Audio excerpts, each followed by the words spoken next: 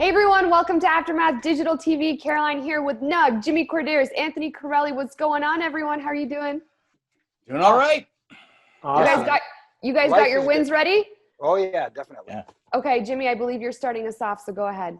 Oh, okay. As a proponent of someone who believes that you can use old school rules with new school tools to mesh the past and the present, last week, Keithley versus Adam Cole, regardless of who won the match, it doesn't matter. I thought was I was expecting a good match, but this exceeded all my expectations. This was a perfect example of how old school values and psychology and storytelling and that stuff can work with new school tools, because these guys can do amazing things in the ring, but they told a great story. They let things digest. They let things breathe. They let the audience get invested at home, because there's not much of an audience there. So I think they did the best they could under the circumstances, and I thought it was an amazing match. And there are two guys that have a potential future.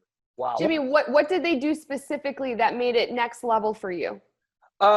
There's this thing that we call in wrestling selling. It's registering someone else's offense. And when you do that, you have to allow time for it to breathe. You have to allow time for the audience to understand that someone is in peril.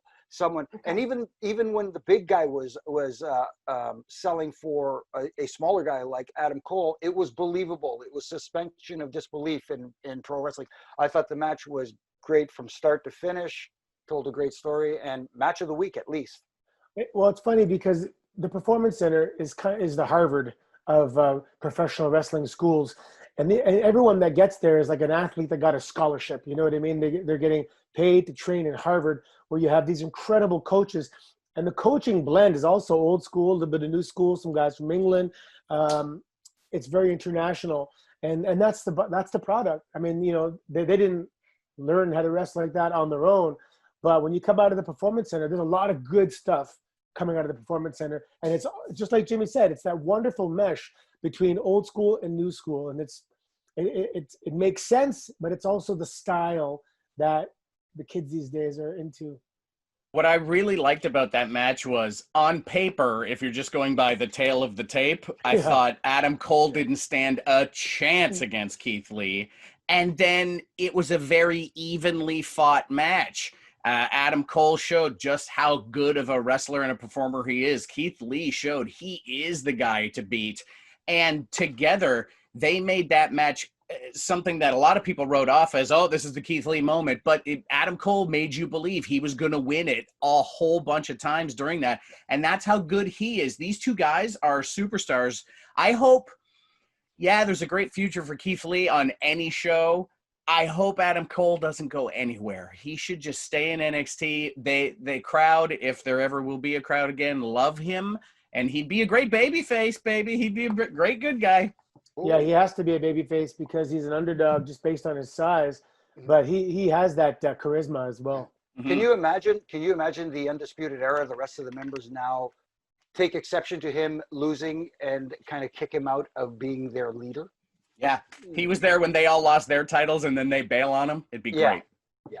I feel like there's a lot of good things that happened in this last week in WWE, because I'm looking at all of our wins and I feel like we're all going to agree with them, hopefully. So Nug, you're next. Oh, yeah, on a SmackDown that was for sure a 2 out of 10. It came up to a 2 because of how good I thought Cesaro and Shinsuke Nakamura were in that tag team match against the New Day.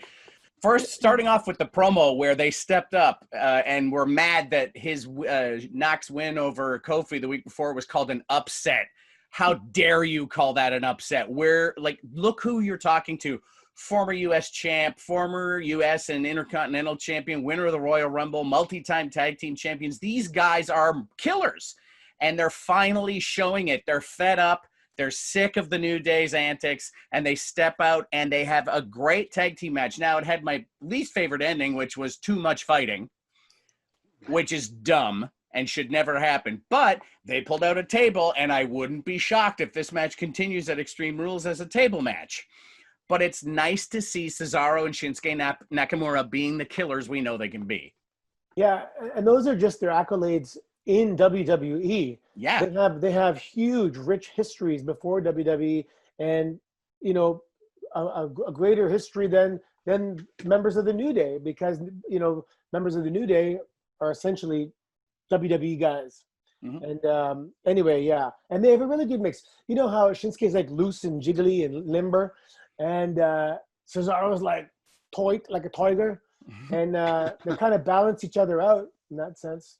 I think sometimes, you have two tremendous athletes like Shinsuke and Cesaro who separately just seem to, regardless of who you want to point fingers of blame at, we're not as successful as we thought they should be. Now that they're together, they're finding a groove, and it's working. And I agree with you, Nug. As far as the ending of the match goes, I get it. When you have a double disqualification, it gives you a reason to have another match, and it furthers. We get to see this again because they did have a really good match. I just didn't like the presentation of it. I thought it came off very flat. It came out almost out of nowhere. Yeah, and the ending of a fight should not be too much fighting. And do you notice the common denominator with all these great tag teams that Cesaro has been involved in? It's Cesaro. Yeah. Good point. AC, your win has to deal with Ric Flair and the Big Show. Yeah, man, that backstage promo. And okay, so when you're a wrestling student and you're learning how to do promos, you have this vision of the Rock and Stone Cold and Hulk Hogan, and next Saturday I'm gonna meet you in the ring, and everyone kind of screams a little bit, and then you get there and they're like, no, Dusty Rhodes says it's just a conversation. You've been having conversations your whole life. This one here is just people are kind of listening in onto your conversation. And Ric Flair talking to the Big Show, it was like literally we were just a fly on the wall, and they were having a heart to heart, and it was so good. And I mean, Rick hit everything he needed to hit and just did it so organically and naturally. And I just thought, man, I hope a lot of people are watching that and taking notes, because that was an education backstage.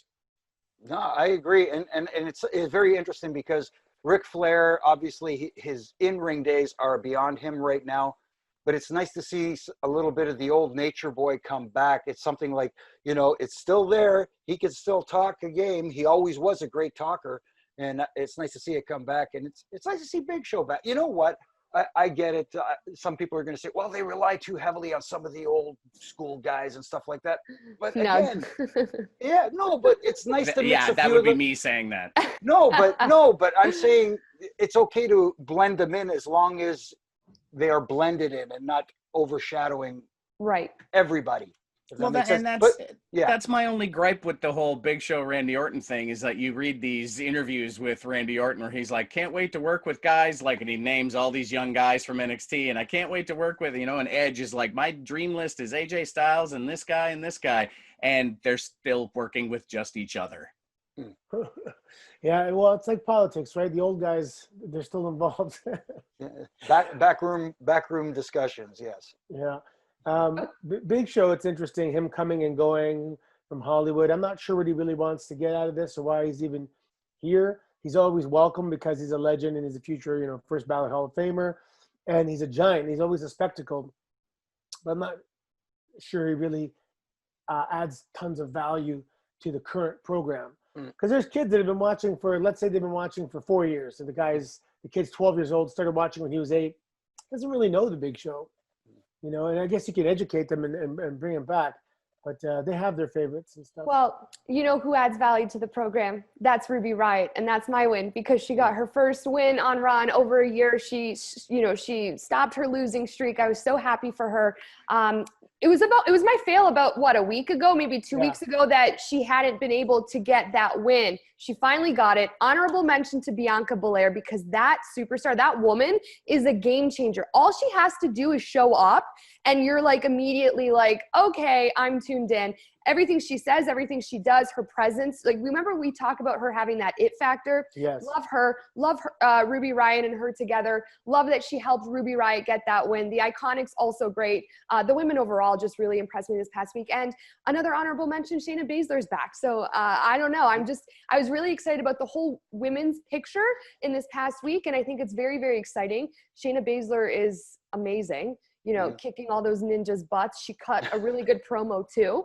But I would have to say my overall is Ruby Riott. I'm so happy for her. It's well-deserved. It's about time. And I'm excited to see if she ever gets that Raw Women's Championship, because I also think that, that should be the next thing in line for her. Yeah, and really quickly, like you said, encompassing the entire women's division right now. And I hate to put it this way, with Becky Lynch and Charlotte on the shelf, which you never want to see that, but Right. Becky, it's okay because she's having a baby, so Right. that's cool. That's cool.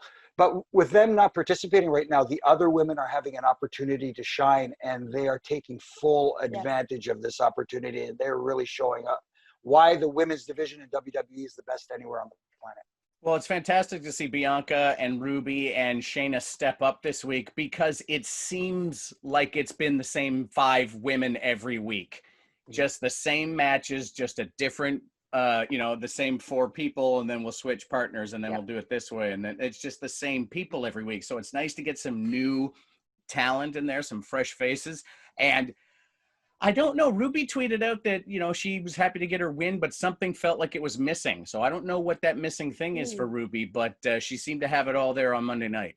Is your hamster on the wheel for that by any chance, Mr. Nug? A little bit. There was a bit of an exchange between her and Liv when Liv was walking out a couple weeks ago. I think maybe Ruby wants to try and get the band back together, but I don't know for sure. I think Ruby Riott is a broomstick short of looking like a witch. The way she comes with that green hair. It's no, it was, I'm joking. It's great to have her back. And the diversity is the key for the women's division. You got the Nia Jaxes and the Charlottes and the Bianca Belair. She's like the future hybrid of everything. She just has that smirk, the it factor. I saw a photo of her this week when she was competing in CrossFit. She was mega jacked. I couldn't even believe that was her. I thought it was Photoshopped.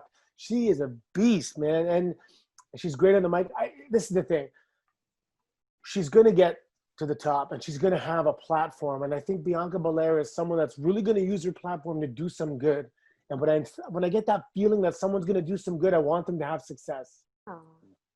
No, I love her. I everything she says, I'm like, and then even Ruby Riott doing the claps at the end, they just worked really well off of each other too. I don't know. I love Bianca Belair. Shayna Baszler, when she came out, is just always scary. She cut a mean promo, like I said. I don't know. I was really happy for the women this past week. Like you said, I think it was Jimmy that they really stepped up with Charlotte, with Becky Lynch out of the picture. It was almost not concerning, but it could have easily, gone nowhere, and the women have really stepped up. And for some reason, I want to say it starts with the Iconics. The Iconics, for me, kind of just injected everyone with a little bit of personality and sass and made it very exciting. And they still continue to do that. And now everyone is like coming up to their level, and it's been a joy to watch. Yeah, the women's division really focused on improving their wrestling game. Yeah. And they almost kind of forgot about the personality side. They want to be known for their, we can wrestle like the boys. But then the Iconics come, and they're like, no, we can entertain too. Yeah. And I think they did wake up a lot of the female wrestlers to say that it's okay to be entertaining as well. We don't have to be just technically sound and be able to go. We can entertain. So it's a great, and that's what it is, right? The other week we talked about greatest talk shows in WWE history and stuff like that. The Iconics need their own talk show. Oh boy, that'd be great. Yeah, they're so funny. All right, Aftermath TV fans, let us know what your win was from the past week. Tweet us using the hashtag AskAftermath, and stay tuned for any content going out on Sportsnet YouTube.